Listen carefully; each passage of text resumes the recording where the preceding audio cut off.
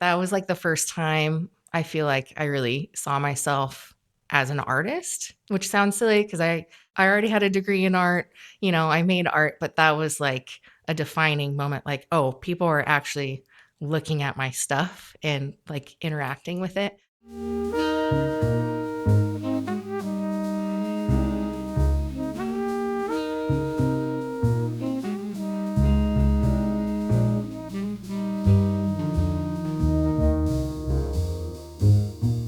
This is A Line Around Your Thoughts, a podcast that centers on conversations with artists, writers, musicians, and creatives from around the Inland Northwest. I'm your host, E.J. Iannelli. What if I told you that having a creative passion and making a living aren't mutually exclusive? It's surprising, I know, but that's the point of Terrain's Creative Enterprise program. This year, the program hosted its 8th cohort of artists who spent 14 weeks developing a custom business plan around their creative projects.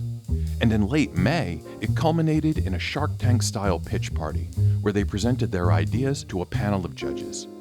On the day after that pitch party, 2 of this year's cohort, Elyce Tallman and Jake Pendle, came in to talk about what they'd learned from the program and the projects they're looking to either refine or launch. For Elyce, that's her monster pottery practice, Mad Hatter Pottery. And for Jake, it's his large canvas production and display space, Ever Rogue Art Studio. On this episode, they explain those projects, the pitches they developed, and where things go from here. Before we get into that, please help me go less broke doing this weekly podcast. One way you can support A Line Around Your Thoughts is as part of our Patreon community. Head to patreon.com/ALAYT to learn more about how to keep these conversations going. And on that note, a huge thanks to our Patreon sponsor tier member, Mel Antuna Hewitt, whose work you can find online at librobuch.com. Then again, if Patreon isn't your thing, but you'd still like to become an episode or a season sponsor, check out the sponsorship and support options at alaytpodcast.com. You can also get updates and engage with us on Mastodon at alaytpodcast@pnw.zone, on Blue Sky at alayt.bsky.social, and Instagram at alayt_podcast. And now, onto the Rogue Heart Media Studio. So welcome, Elyce, and welcome, Jake. Thank you, EJ. So I am really pleased that you're here because the Creative Enterprise Program is something that I wanted to talk about for a while. And then, timing hasn't necessarily synced, but, now you're able to come in and kind of run us through some of the basics of this program that has been running, for 8 cohorts, which is pretty impressive. And I kind of want to trace the broad parameters of that program for somebody who might not even know about it or somebody who might have heard about it, but then says, I don't really know what's involved, and so I don't know if I want to put my name forward. But before that, I kind of want to delve into your bios as artists and how you got to this stage and then kind of what drew you into this year's cohort. So Elyce, if you don't mind, I would really like to start with you and talk about Mad Hatter Pottery and really go kind of back to the beginning as to your entry point into pottery, from the very beginning. Oh, that goes really far back. I started making art as a kid, obviously, and did some random pottery things through Create in Newport. I grew up in Newport, Washington, and they always had great like summer programs and those type of things. My mom's an artist as well, so she was always making and doing. We weren't the type of kids that could just watch TV. We always had to be creating as we were watching. So it goes back way back then. But I really got into pottery in college. So I went to EWU and did their ceramics program. So I have a bachelor's in art. And I started my business then, but it wasn't monster pottery. And I fell flat on my face with that. I failed miserably. Lost lots of money, took a step back, came back to it a few years later when I was in the right mindset after I had randomly made a few monster pots. And that's really how Mad Hatter Pottery got started. So my first event with my monsters was Terrain's Bazaar in 2017. And back then it was $100 for a booth. It's not much more now, but it was like a low entry point. It was meant to help artists. It was really neat. It's right downtown near River Park Square. And that was the boost of energy I needed to keep going. And then from there, it's just kind of grown a little bit at a time. I've always done terrains events, and then I've added on a few things here and there and just kept it going. So the creative enterprise was the next logical step for me. And having terrain support and knowing it was a terrain program is really what did it for me, because I knew the people, I know what they're about, and I know that they're there to support me. And that was what really mattered for me. Yeah, and you've been showing at Terrain since at least Terrain 10. Yeah. Yeah. Actually, my first one was Terrain 10. I think that was 2018. Could be wrong on that. Um, I did some monster pots for that. So I had two monster speakers with iPhones in them, and they were FaceTiming. So they were in different parts of the building, and so it was really cool because people would walk past and then they'd interact with each other through the phone speaker, and yeah, it was really neat. And so that was really neat. That was like the first time I feel like I really saw myself as an artist, which sounds silly because I already had a degree in art. I made art, but that was like a defining moment, like, oh, people are actually looking at my stuff and like interacting with it. And then I've done a couple terrain gallery events since then. I've got some ideas that I need to push through and get done for their yearly event. But yeah, I love their markets more than anything. Yeah, and that's a key turning point, I think, for any artist, is that moment when you begin seeing yourself as an artist and you feel, I mean, maybe some folks suffer from imposter syndrome more than others, but it's when you feel legitimized enough to say, yes, I am an artist, and hand out a business card that says as much and not feel any self-consciousness about that. Yeah, for sure. But 2017 was kind of the year that it all kicked off for you because in addition to participating in Bazaar, you also launched your Etsy page around that time, no? Yep. So that year I did Bazaar. I was doing Etsy a little bit, selling pots here and there. I did Anacortes Art Festival that year as well, and that went really well. And that same year, I was actually going back to school. So I went to Gonzaga for my master's degree in teaching because I knew I wanted to be a teacher as well. So I was kind of doing way too much all at once. I'm good at that. So I had all that going. And then I started my teaching career and still kept my business afloat. So Etsy kind of like fell to the wayside just because it was so time consuming. It's not like I can take a picture of one of my pieces and post that I have 10 of them, So that was just too time consuming. And so I started my teaching career, kept going with that. And then the markets are where I really love to be, just because I get to see the interaction with people, or like how they view my work. Some, of course, are like, oh, that's weird. But the ones that are like, oh my gosh, this is the coolest thing I've seen all day. This is amazing. Wait, what is that next to it? Because I write a story for each one, and it's sealed, but it shows like a little bit on the outside. And they're like, wait, they have names. Wait, this one has ADHD. That's me. So that's like just puts it over the top. The very first market I did with Bazaar, I had a lady buy a jar from me. And it was this story about like a grandma who loves to bake cookies with her grandkids and stuff. And she bought it and left. And she came back a few hours later just to tell me. And she was like, she wasn't an older lady, but she was a grandma and she bakes cookies and she's obsessed with these things. And like the story matched perfect. And when I started doing this, I had never expected that. I just wrote the stories just to like vent about things or just to get ideas out there. And that was like just the coolest moment. And it's happened more times since then. But yeah, I just love it. And before I loop Jake in and talk with you, Jake, about your art, I do want to kind of conjure a visual of your pottery for the listener, because these are very much in the vein of like Monsters Inc., where they have kind of these exaggerated features and goofy teeth and goofy expressions and large eyeballs and that sort of thing. And the pottery that you do, or that I've seen, is primarily functional. So you do both functional and then maybe wearable pottery in the form of earrings and things like that. So, and if I'm not mistaken, the glazes you do yourself, correct? Mm-hmm. Yeah. So it's hard for a podcast to picture my work probably, but yeah, I do Mostly functional work, like you said. I do monsters, so they all have eyeballs and teeth. Most of the pieces have the names on the bottom, so you like know that is that mug or cup or whatever. And yeah, I make all my own glazes. I can't take all the credit. I use glazy.org a lot for a starting point. And so I do lots of tests and things. And so I usually make like a huge batch of test tiles and find some that are cohesive that will look well together Mhm. for the season and then go from there. So I make smaller batches that way as I shift through the seasons or shift from year to year, I can change things out and that helps keep them more unique as well. Obviously, like each one will be unique, but the change constantly adds another element to it that I like and I think my customers appreciate it too. Yeah, and so you work in a lot of color, and Jake, your work integrates a lot of color. I mean, there's a certain vibrancy to it.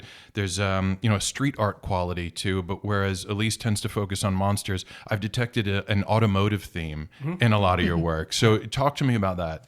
Yeah, so the automotive theme, I'm just a car guy and I can't get my hands on cars. I could never get into the cool mechanic shops to do the paint jobs. And hot rod culture is at the core of Ever Rogue. It's almost a cornerstone. And I'm still trying to explain why that is. I don't even know. So I'm still exploring that. I'm not sure. Well, maybe you'll have a revelation today, and you'll Yeah, say, so "Oh, let's there's that think. So let's epiphany." think about this. No, so I've always loved hot rods ever since I was a kid. My older brother got me into it, and that's a whole other topic. But as I started painting, I really liked to uh, enjoy the lines of the hot rod, enjoy the aspects of it, enjoy the culture of it, and be able to tell a story maybe with something rusty and old or something sitting in a cityscape or in a garage. There's a whole story you can tell, and I guess being a hot rod mechanic didn't work out, but I still get to enjoy it that way. And I think a lot of people associate with it. Yeah, and those classic cars, like the '57 Chevy, I know that's made an appearance, Yeah. and so that's a good aesthetic starting point because they are so visually engaging, and so you're already starting with something that has that visual engagement as your subject. Well, I'm learning how to paint again right now. Everrogue is brand new. And so this is an awesome starting point. So thank you for having me on. It's great to talk about it. But I started painting in the 2000s in Seattle. And I started painting because, like you said, with the street quality art, I loved graffiti and I loved how it had gotten integrated into pop culture and into advertising and really found its way into everything. And at the same time, I was not going to go and be a graffiti artist. I've, Mhm. like Elyce, been an artist since I was a kid. But when it reared its head was when I said, well, how am I going to do this massive art that I have in my head? Because that was something I really like about street art is it's huge. It's oversized. It's larger than life. It's bigger than you. And it's going to overwhelm you in some way just due to its size. It doesn't even have to be that great or provocative or expressive. Just being 7 feet tall kind of tells its own story. So I've never had a lot of luck getting away from cops or things like that. And so I for some reason, never tried my hand as a graffiti artist. But in turn, I started building my own walls, so to speak.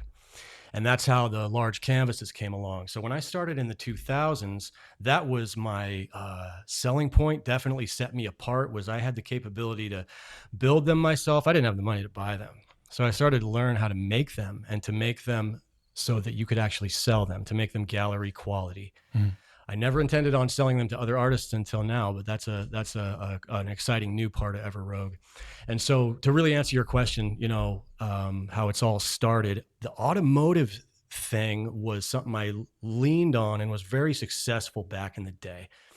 And so today, I'm going to kind of go off on a little bit of a side story, but today marks precisely 5 years sober for me.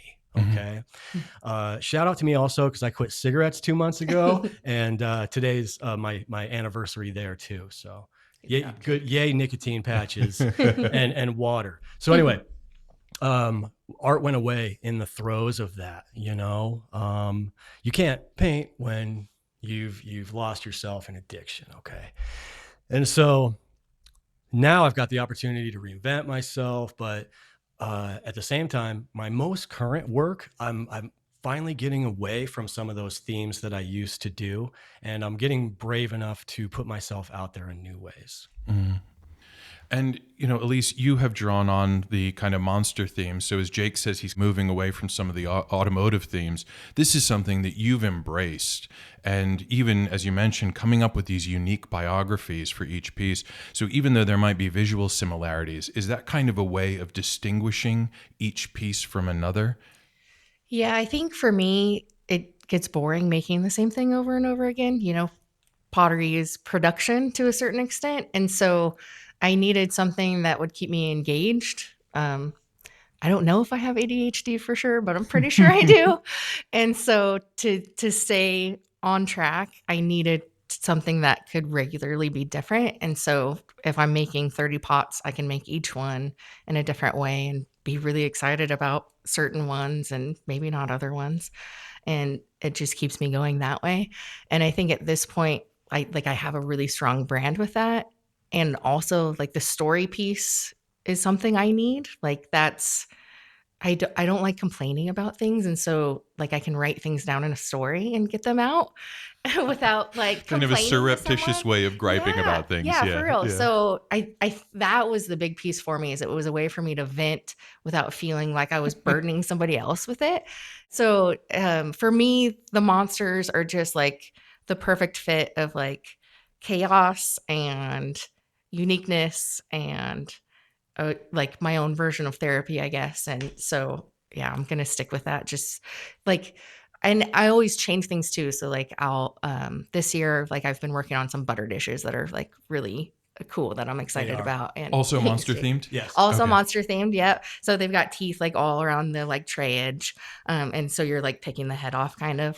Um, and I'm working on spoon rests as well, just because I like to make functional things. Like things can be beautiful, but also have a purpose. Mhm. So I'm always finding new ways to make something, and that keeps me interested as well. So I feel like the monster piece is just gonna keep going, and it'll go in a million different directions, but that monster thing is always gonna be at the center and the core of it. And you and Jake are at two very different points because here you've been doing your brand of pottery for probably a decade, easily. Almost, yeah. Yeah, yeah, yeah. And Jake, you're at a turning point where you say, I've been doing stuff. I took some time away, and then I came back to the acrylics on canvas. Yeah. And then now I'm contemplating a change in subject matter or a change in some of these themes, and also branching out into a large format art gallery. So I kind of want to compare those 2 points, and I know that when Andrea had mentioned like, oh, we've got these folks from the Creative Enterprise cohort, I thought here's 2 folks who are coming at this very differently. I thought so too. Yeah, and so Elyce, you have a large Instagram following. I think you've got like 5 digits on there. You're very established. What was your rationale to saying like, okay, now I need the Creative Enterprise program? Did you feel like you needed to kind of professionalize a bit more? I think for me, it was just a matter of like where I was at in life. So I'm my 8th year into teaching. I've been a high school art teacher for the past 3. I taught middle school before that. And where at? So, up in Newport. Okay. Yeah. So they're career and technical classes, which is really cool. This trimester, I'm teaching all ceramics, which is really great. So that's like, the perfect thing for me. But I teach painting and drawing as well and love those as well. But for me, I have a 6-year-old and a 2.5-year-old. So like last year I was really tempted, but I was like, oh gosh, it's just not the right time, family wise. And so this year I was talking with my husband and I was like, okay, I'd really like to do this. It's going to be every week though. Like I'll drop the kids off and then be gone pretty much. So it's like really a team effort. My mom was on board too, and she watches our boys during the day, or my youngest during the day at least. And so it was kind of a team decision and just a matter of I feel comfortable in everything else. And so now I need to push myself with my business a little bit more. I see. And so do you feel as though you have a solid foundation that you're refining, or are there even kind of aspects of the foundation that you're looking to shore up, or that you were looking to shore up through the Creative Enterprise program? I wasn't quite sure what to expect exactly from the Creative Enterprise program, to be honest. Like I knew it was a program for creative businesses. and I knew they were going to help us push ourselves and find what we needed. And I think the coolest thing about it for me is all of us were in different stages of our business. Like some were just in like the concept phase. A couple just did their first markets while we were in the program. Like Jake's had a lot of experience and then come back to it. And then like I've kind of had my business going. And so they did a really great job of meeting us where we were at Hmm. and finding a way to help all of us without like pushing us all in one direction when not all of us wanted that. Yeah. And so I think for me, for the program, there were a few best parts. One was it gave me dedicated time where I was saying, this time is for me to work on my business. Mhm. As like a mom and a full-time teacher, like sometimes I have a guilt about like doing something just for me. And so that was like, it was specific carved out time for that, which was good. Two, it was a chance to be with other artists and be in that environment because you don't always get to do that. I work in a really small district. So like I'm the main like visual arts teacher and there's like CAD programs and Photoshop and those type of things. But as far as like making artwork goes, that's me. So I don't have like a collaboration with like five other art teachers like a big district would have or something. And so that was really nice. And then I think it helped me see what I was doing well already and what I needed to improve. So like going into it, I didn't have a website built yet and they didn't focus on that, but it gave me like the time and the motivation to get that pushed through. So it was ready to go for the pitch party and ready for a launch really soon. And so, yeah, all those things just kind of came together and Oh, interesting. Yeah, and Jake, your entry into the Creative Enterprise Program makes a little more sense to me because here you're trying to launch something.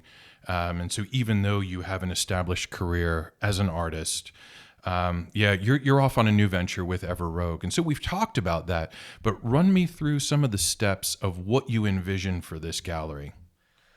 Well, so to be precise, I'm looking to sell to, frankly, if I'm going to target anybody, it's going to be commercial clients. It's going to be art brokers, large museums, places like that. But I'd like to do a lot of sales, obviously. And this is your work, or are you going to be representing and hosting other artists as well who deal with large format No, I canvases? will not be. What I'm offering, aside from my work, is I'm offering the canvases that I build, is in particular to Oh. other people who want to get into or are already large scale artists.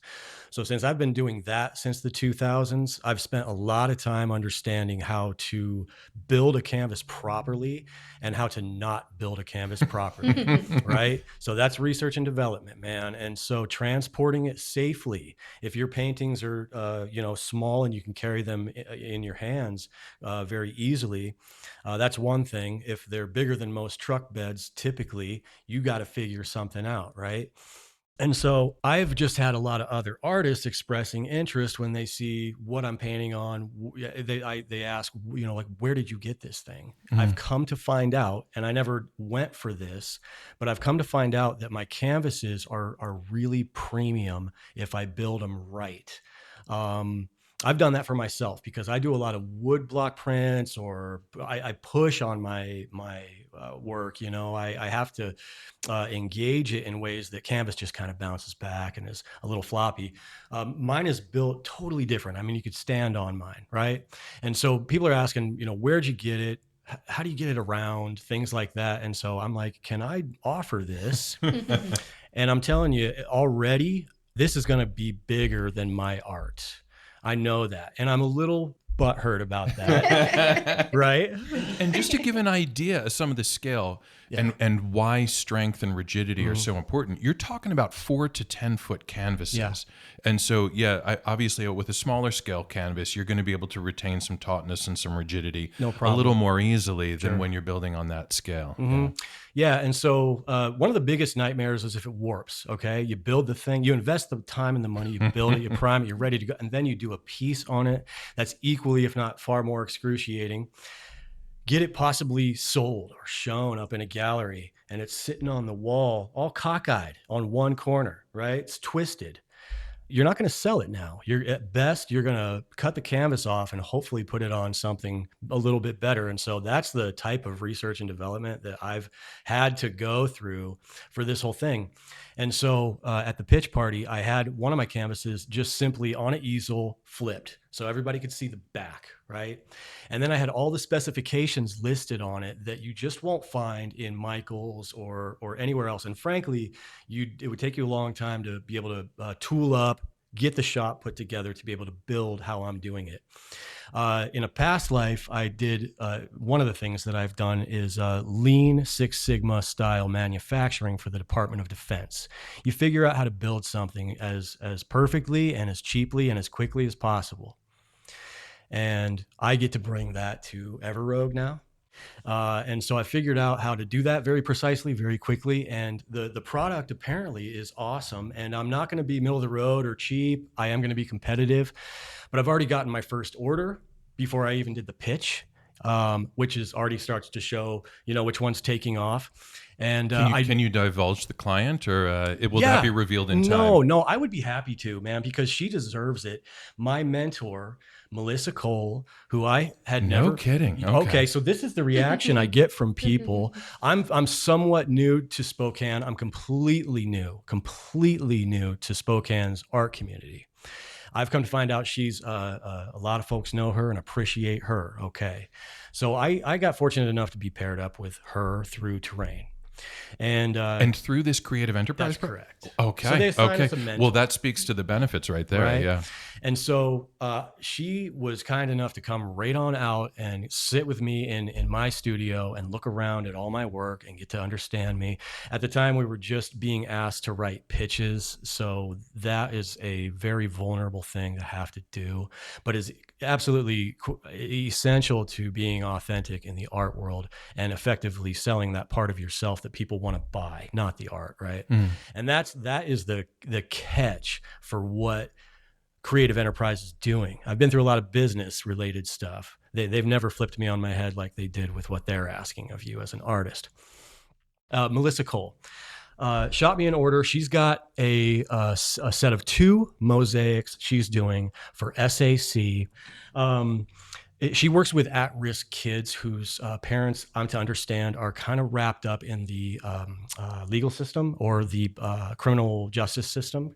And these kids need some help. The state helps out by these after-school programs or programs where people like Melissa can come in and work with these kids. I mean, incredible, right? So she calls me up or emails me and she's, hey, I'd like to do this. And we're going to do a mosaic. It's going to be heavy. I'm going to need somebody to install it. Thought I'd talk to you. Awesome. So that is my first invoice. Now, funny side story about that. She emails me and I'm sitting at work. I'm a general manager for a power washing company. Shout out to EcoCare. Go get them, guys.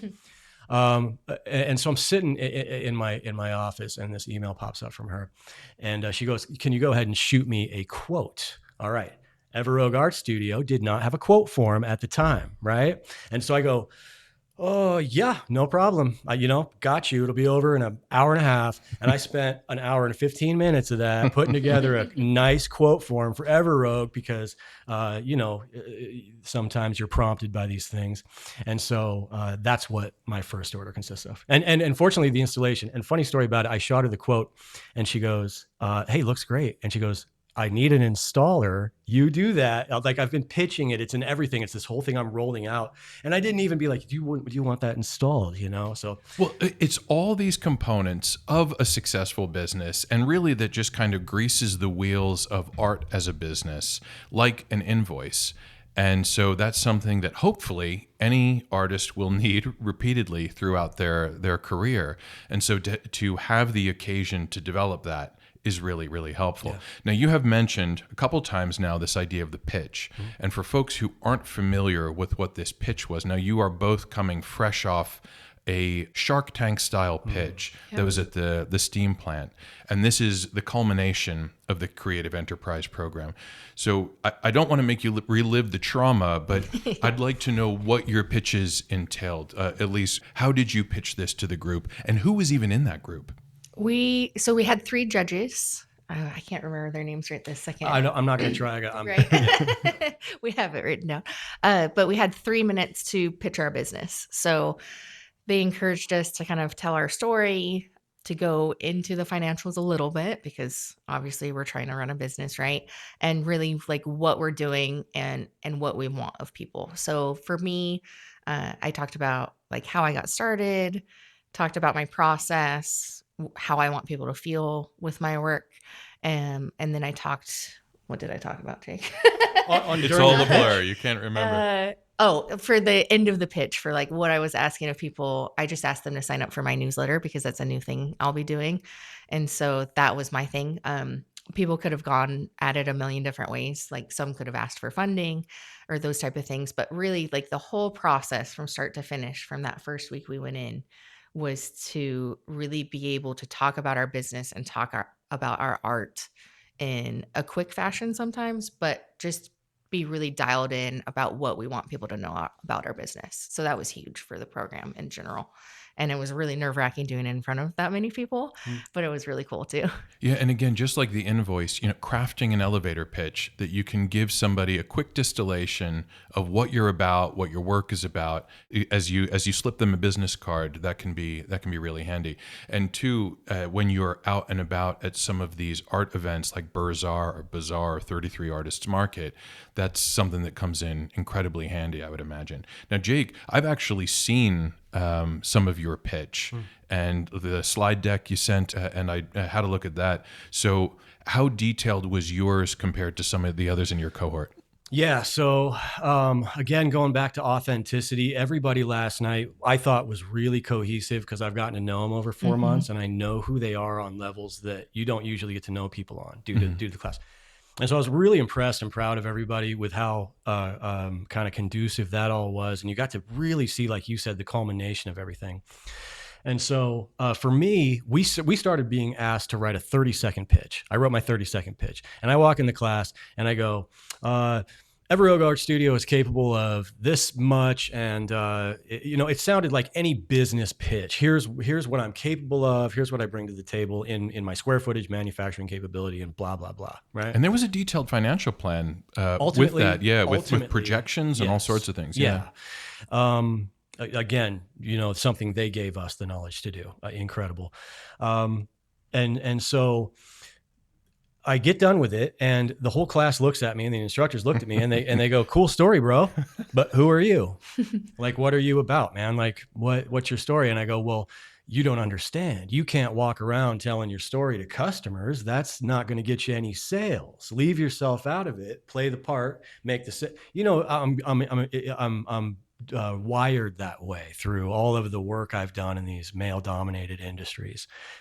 And so they go, "You got to figure out your why." And we spent weeks on our why and them extracting it from us. And we going, "No, dear God, close that. Put that back in the box." I think we all started with, well, the why is we want to make money, to a certain extent. Like we like making art and we might as well sell it to make money. Yeah. At least that's where like I felt at first, like to dig deep into the why. It's like, oh, do I really want people to know that much about me? Do I really like want to be that vulnerable? So it took a lot to get there. Yeah.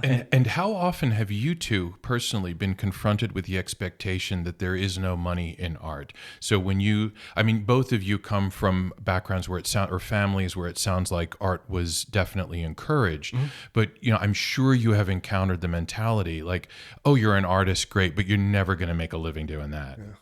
So find your niche. And that's something that's awesome about Mad Hatter is that was the first thing. I didn't even know what I was looking at first. And I just go, hold up, wait, you have a truly original thing. And that's only gonna come through that authenticity because you're the only one who could truly come up with the ideas to do what she does.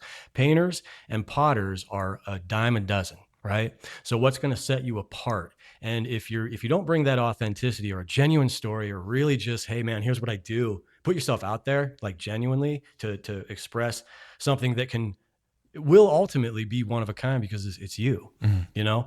But there's no other business class or business forum in which you're going to put that into your foundation, and it's going to be the first thing you do to establish your values, and now you can lean on your values to write the rest of that business plan. And with you, Elyce, there are, again, you say there's no shortage of potters, and there's probably no shortage of people doing monster pottery. But the fact that you include this biography that just ended up being a personal expression, Jake's made reference several times to authenticity, and that's kind of your USP and has become with Mad Hatter, no? Yeah, for sure. I think, well, first off, yeah, there's plenty of potters out there. So, like, when I fell flat on my face when I started out, it was just a matter of there's just so many potters out there. Mm-hmm. So, how does somebody decide between a mug over here and a mug over there, you know? So, my work's not for everybody. There's plenty of people that walk straight by and like honestly look the other direction on purpose because they're like, that's weird. But there's enough people out there that want something weird and goofy. There's enough people that are like me that I found those people and those are my people. And so yeah, it works really well for me. And Jake, what was your story that they ended up teasing out that you Mhm. came to realize? Yeah. So I was really frightened of what I was being asked to do, but I took about a week to think about it. Finally, went up to one of my instructors, Lou Hill. This woman, my goodness, this woman. And I went up to her after class, and I said, my why, what you're asking me to say, and put it right out in front. I go, it's really ferocious, and it's angry, and it's not settled, and it's not crystal clear or zen. It fights, man. It really hates any form of oppression or bigotry or hypocrisy or anything like that, which is why I was asked to talk about my time in the Department of Defense and how it ultimately forced me to make a decision. And that was part of my pitch. I told that story. A guy like me working for the war machine is soul sucking every day. I Mm-hmm. mean, I don't even have a word for it, but we all know what a parent will do to make sure their family's taken care of. And I had just moved out here from Seattle. Great job opportunity, put me on these crazy programs. That would be another podcast entirely. But I had to talk about a pivotal moment where, frankly, I was shutting down. I was saying and doing some very depressing and self-defeating things, and there was no way out of it. It was because I hadn't accepted what I was put on this earth to do. You know what I Mm-hmm. mean? In fact, I was doing quite the opposite. Every day I went to work and I built machines that took lives. That's what they were designed to do, is kill people, right? And so when you're collecting that paycheck every day versus doing what you truly love, and what, frankly, for me, is only meant to empower. I think that what Elyce does, people love because there's so much humor in it, and so many other wonderful, like, otherworldly things. And for me, I'm asking people to really ask hard questions of themselves. And I get right down to it when, I'm asked, what does this painting mean to you? And I tell the story about it. The common denominator is we have a lot of freedom to fight for, and we have a lot of freedom to fight for when it comes to other people. Um, that was the story I had to go sell, was like my issues with religious oppression, with the military industrial complex, and so on. Oh my goodness. Like, seriously, like, I'm here to make friends, right? I don't want to make people feel bad, because I have the utmost respect for our soldiers. I have the utmost respect for anybody's faith. So why am I fighting so hard? And again, that's what I'm here to do with my art. And that's what it's always been about. So there's a real large scale, I think, ideological and grounding to your work. How does that manifest itself through Everrogue? Is that simply because it offers you a path away from what you hated doing and what you found so soul sucking? Yeah, it's definitely an outlet, especially getting out of addiction now, right? Mm-hmm. Mm-hmm. So wonderful to be back, wonderful to be doing it sober and just crystal clear on it. Um, The size is because I don't want you to miss what I'm saying. I want it to overwhelm you in some way, because that is the best feeling for me as an artist, is standing back and watching people walk up to my work, and I watch their shoulders go down and their chest come out, and they relax, and they sometimes close their eyes and just stand there for a second before they open their eyes again and start to take it in. And I'm going to tell you, I could never get a paycheck or any sort of accolades that would trump that, for sure. And so we have this 14-week program that you've been through. You've come out of it. And again, as I mentioned, you had the culmination last night where so many more things are evident to you. You've discovered your why in some respects. But during this 14-week program, you got to work one-on-one with mentors. You got time and space and reason to develop some things. For someone who's sitting here listening and saying, that sounds like something that I might want to do, what are some of the phases? What are some of the things, the actual activities that you did? Because this is a weekly commitment over 14 weeks. So what are some of those things like, do you have to attend workshops? Is it something that you do as a group or something that you do individually? That sort of thing. Yeah. So the mentors, everybody had a different experience with their mentor, right? Mm-hmm. That was kind of a personal thing. My takeaway with mine was, I was very, very glad to see she kind of walked in and said, "Kiddo, you've got this." That was what she said. And I took her at face value, because when she had input to give, it was very poignant. She was like, "Quit talking about your profit margin." And this is Melissa, right? Yeah, Melissa. Yeah. She goes, "Quit talking about your profit margins in your pitch, man. Like, nobody cares how much money you're pocketing from all this. You can be proud of yourself all day, but what are you doing, And so I know that she's genuine in what she's saying. So it was really cool to see her actually sort of just back off and go, you got it, man." And so as far as the classmates go, it was just very intimate. Whether we were working directly with one another or otherwise, we were all in the same group. It could have been one-on-one, or it could have been 12 on one. It was that connected, at least for me. So the program, each week we'd practice some sort of pitch. So the first week we came in and just talked about our art a little bit. And then the following week we were expected to have a 1-minute pitch, I think was the first one we so did. they had you refining this Yep. over the course we of were the... in Oh, front of wow. our peers Okay. each week. Right. Practicing. So each week we would practice a pitch. We would talk about part of the business plan. So part of it was Lou and Katie talking to us about the different pieces of a business. And then they had a guest speaker each week too, or a couple guest speakers.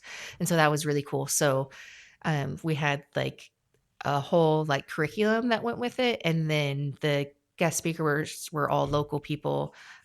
So we had like Spokane County Library District come in and show us all their resources, which was really cool. We have some of the best resources in the nation, in case you didn't know, which is really incredible. It's spooky. Yeah. And then we had Maker and Maid come in to talk about branding, which was great. And we had small business loans talked about, and all these different things. So tax laws. Yeah, I mean, they had specialists from every arena coming in, set up each week to just absolutely debrief you as quick as possible and tailor it to artists. Yeah. And that's the stuff priceless. That makes my eyes glaze over. And so the fact that someone's able to give you, the condensed version and the major takeaways is really helpful. Yeah, for sure. And at this point, I mean, we were the 8th cohort. So there were 7 cohorts before where those guest speakers have come in before. A lot of them are repeat people, and that, so they know that we're artists, that we hate numbers and taxes and all those things. So they put it in art speak terms a lot of the time for us. And we've talked about this cohort a couple of times, and I don't know if we've actually addressed the size of it. Now, this was 11 different people 13. Or 13 and different 4 people. Instructors. Okay. 2 of which, and ultimately one of which, really took it across the finish line. So, yeah. And can we give a shout out to some of those folks who were involved in this? I don't know if you ended up befriending anybody who was part of that cohort, or maybe there was somebody you already knew and then you got to know them maybe a little bit better. Gosh, they're all so great. Yeah. Like, I feel like we can't shout out one. Yeah, I'll let you go first. But Riveting Paint and Pearl with Desiree is amazing. She's been a mural artist for quite a few years, and she's looking into expanding her business in some other ways. Katie Fry is an art instructor and she paints. And so her pitch was really funny last night because she's talking about opening a gallery. And of course, the data on that is absolutely terrible. But she's going about it a different way where it's going to be a teaching gallery where you can go and make art. And she can have a bunch of other artists come in. So she's going about it a different way, which is really cool. Well, but you were going to say she had a slide that literally said Yeah. where her financials would normally be, right? She Mm. had a slide in small print right down the middle that said, "No, you cannot make money opening up a gallery." Yeah. Everybody busted out laughing. I imagine the room of people reading that going, "Are you kidding? Are we seeing this right now?" Right? Now, if I may, and I don't want to No, you're hijack good. this, but I think she kept that in there because it got such a great reaction in class. It may have just been a placeholder because when we later saw it last night, she had all her financials in there, you know. No kidding. And again, that speaks to the knowledge that you acquire through this 14-week program. And so you know what works and you get to know your audience. Mm-hmm. But yeah, you had Grounded Coffee Company that was there. So it really is, I mean, we're talking about a wide spectrum of different disciplines and different arts. Jacob from Glass Alley Collective, and then Bradine Creative. I'm not familiar with Lori. Yeah, Lori is another potter as well. She sells it from here, Oh, okay. like I Okay. do. Yeah, so I've known her for a couple years through that, and her business is totally different than mine as far as style goes. But her work is gorgeous, and she does a lot of like Spokane oriented stuff, a lot of florals, and it's just really she has a very cohesive, beautiful brand. And so, was there any interaction with the other members of your cohort that you took away and you said, I can actually learn something from this, or hey, this is a valuable creative or professional connection that I'm hoping to take advantage of? Yeah, I think Desiree already made a like group chat for us on Instagram, so Mm-hmm. that's really cool. So it's got all of us on there I except don't the think any of us are two. going anywhere. Yeah, I I don't think think so. this is a family, and I'm glad it goes back as far as it does. Yeah. Sorry. Go ahead. Yeah. No, you're good. And then Terrain has great ways that they're planning on expanding their programs. And so they're really determined to make it not just this 14 weeks, but a resource we can always go back to and get guidance from. So that's really cool. And yeah, like Jake said, it's like a family. Like we've all been really vulnerable with each other. We've all helped each other grow in different ways. We all have different expertise, which was really great. So if somebody knew something, they talked about it and we all gave each other help along the way, which was really cool. Yeah. Cool. So if I may, definitely going back to Lou and to circle back to the story when I told her I can't tell this story, right? And in so many words, I said I can't hurt people. I don't want to offend people or put them off. And she looks me dead in the eyes after class, just me and her standing there, and she goes, "Jake, F them." F them, roll right over them. And if they don't like it, then you brought exactly what you brought. And we talked about representing your cause well. Okay. So, how do you protest, right? Are you going to actually achieve what you're doing, or are you going to make the fire worse, right? And so, that's the fine line I'm trying to walk is a good outcome from something that is prompted from, just kind of all the darkness that we all deal with. And so, Lou, awesome. And then everybody in that class was incredible, absolutely incredible. I could talk about each of them independently for a half hour a pop, but I'm going to pick on Claire, Claire Clark Muse, right? Yep. Yeah, Yeah. she's from Newport too. Yeah. Okay. And this is Paint and Party Events? Yes. Yeah. Yeah. She is such an incredible person. But when we first gave our 30-second pitch, she was one of the people that walked right up to me with a pen, I think, in her hand and said, "Nobody cares about this stuff, man. Scratch this out. This is like, why are you doing this?" And during a quick class break, quickly edited my pitch the way that she thought it would be far better. And I continue to take her advice to this day. When she finally saw our slide deck only a week or two ago, something like that, very, very, very recent. She goes, "Jake, it'd be great to see a picture of you at the end." And I ultimately, at the kind of last minute, edited the slide deck to show me in my studio painting. And she comes up after the pitch party and she goes, "You did it! You put the picture in, like I said." But Michael from Grounded Coffee said, "Make the transition in your story between Seattle and Spokane more apparent. You were a father at that time, and you were going from a painter to the Department of Defense. Like, what was that?" And so I made sure to take everybody's feedback. I was also prompted to lean heavier into the custom canvas line. I think my cohorts saw a lot of potential there. So, yeah. So here we are, and as we wrap up this conversation, and you've also wrapped up this 14-week program. The question I kind of have for both of you is, where do you go from here? What's next? My next big push is to have my website up and do product drops through that. So I'm pulling back a little bit. I'm doing less local markets. I feel like at this point, I've kind of not flooded the market, but people know they'll see me at this event or this event, So I want to pull back a little bit so they feel a little bit more urgency with that. So website's ready to go. I'll do my first product drop in June, and then we'll go from there. So does that mean we won't see you at any markets? Oh, no, you'll still see me. Yeah. Okay. So Terrain's Bazaar and Bazaar for sure, as long as they keep accepting me to those events. And then I love SEC's garden show too, so I'll probably keep that in the mix as well. Okay, cool. So, fortunately, that's one of the things we are made to develop through Creative Enterprise is a business plan. So we literally right now both have a step-by-step plan that the panel had last night, the judge of panels that we pitched to had last night, gave us feedback on the continuity between our business plan and what they were seeing. Priceless, right? I mean, to have that type of input. And so fortunately, we've kind of got a roadmap, right? And I won't bore you with that, but for me personally, I have a hit list of people that I've been connected to that I am now going to be reaching out to start these conversations, find out what their needs are, and just find out how we click. And it's going to be, I've got one particular gallery curator on my hit list, and I've got people in the automotive industry on my hit list, and a handful of other folks that I'm just really excited to start having these conversations with. Continuing to make my stuff is going to be important because I told my wife, Jen Pendle, Wave and Pine, she's the force behind Everrogue, no doubt. I told her, when I get 6 of these paintings done, because they take me a while, right? Mm-hmm. They're enormous typically.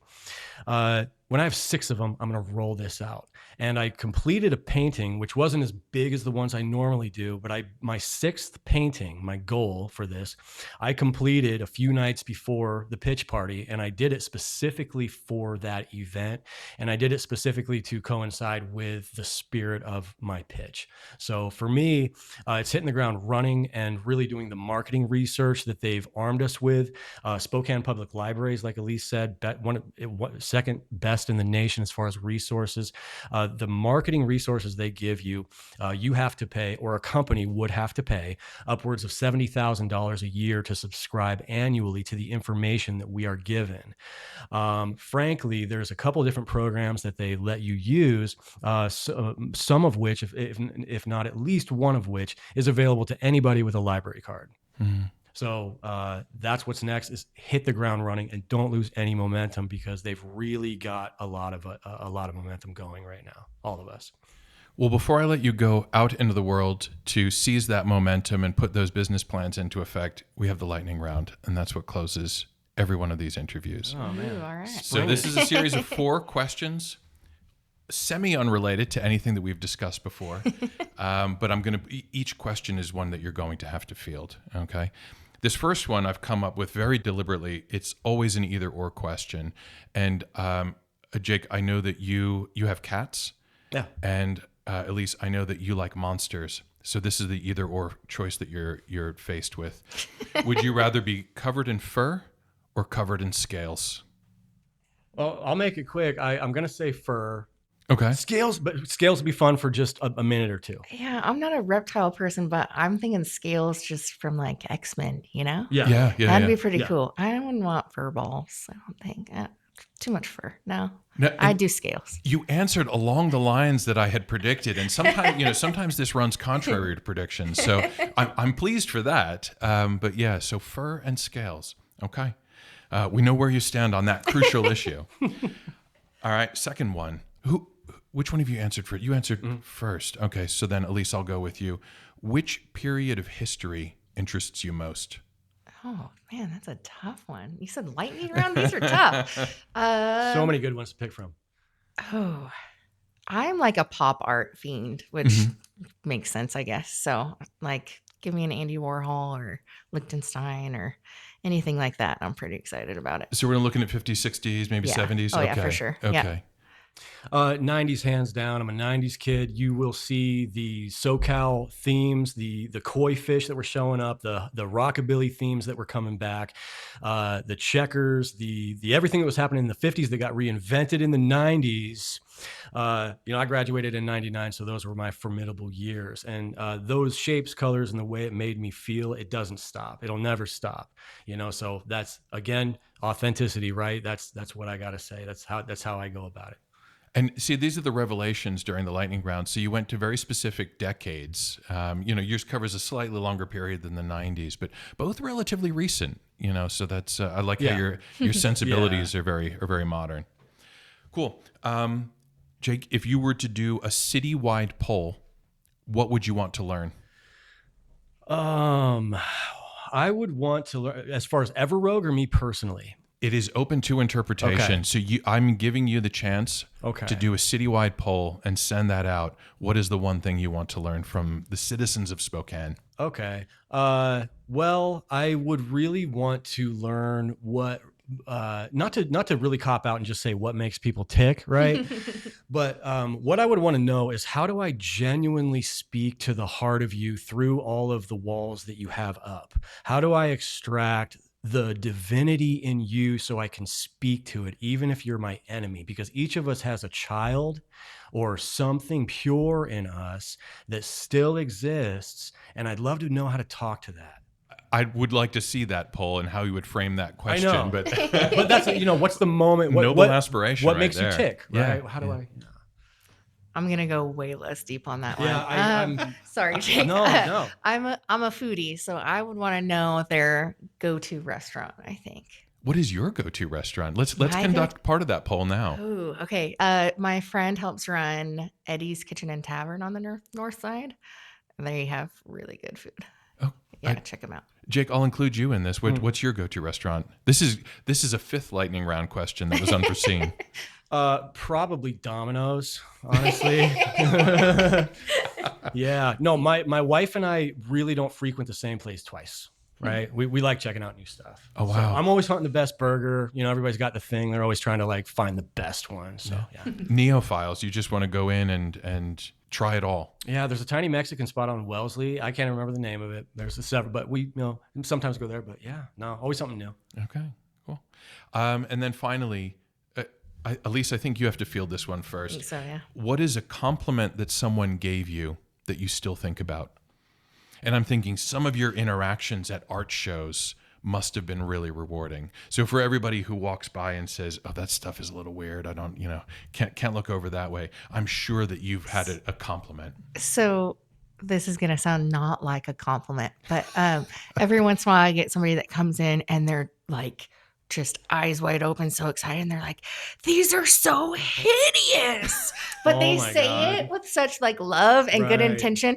And of course they always step back and they're like, "I mean that in a really good way." And I'm like, "It's okay. I take it as a compliment. You're good." That's probably one of the funniest ones. Yeah. These are so hideous. Yeah. I don't mean that in a bad way. It's a compliment. I'm okay with it. Fantastic. And I think that very much suits your pottery motifs. Jake? Yeah, so it's an obscure answer, but I'll go back to the best thing in the world is watching people's reaction. The best compliment is what I described. When I see empowerment real time, I see somebody say, "I am worth it. I am powerful. I have been oppressed. I have been lied to," whatever it takes to make them go, "You know what? I've got this." And this makes me feel that way.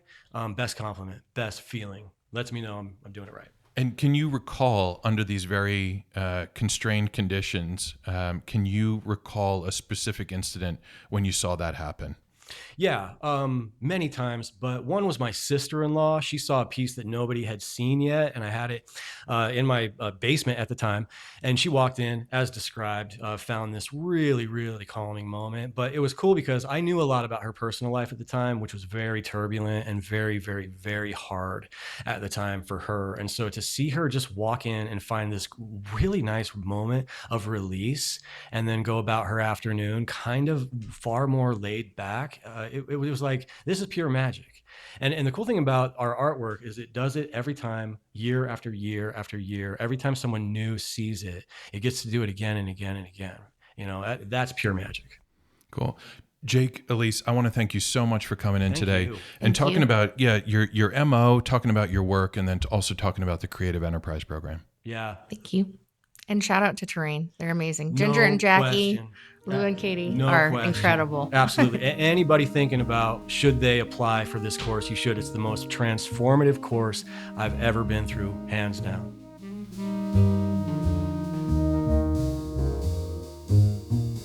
This has been A Line Around Your Thoughts. My name is EJ Iannelli, and my guests this week were Elyce Tallman and Jake Pendle of this year's Terrain Creative Enterprise Program.